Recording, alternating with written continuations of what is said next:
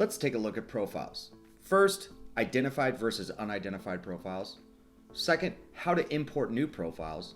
And third, how to view, export, and delete your profiles to stay in compliance with GDPR and other regulations. First, identified versus unidentified. Now, most of your profiles may look like this when you start using Justuno. That's because these are all unidentified profiles, meaning we don't have an email address or phone number or contact information for those visitors.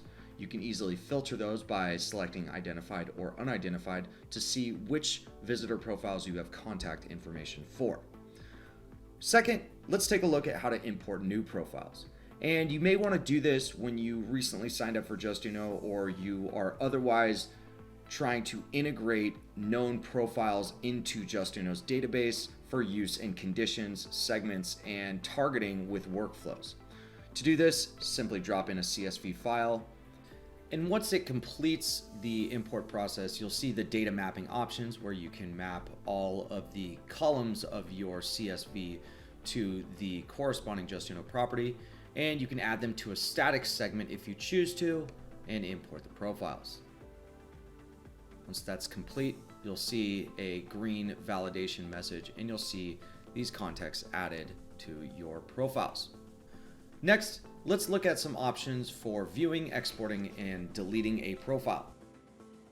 You can view them here, where you can see their properties, segments, activity, and insights, which is a forthcoming feature.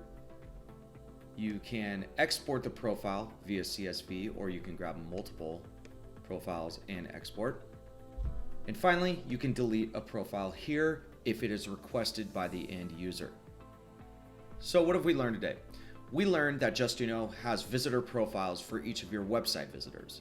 Most of those would be unidentified until they opt in through a Justuno design, at which point they become identified. We learned how to import profiles via CSV and do the data mapping to make sure that those properties that are in your CSV match up with those in Justuno. And finally, we looked at viewing, exporting, and deleting our profiles.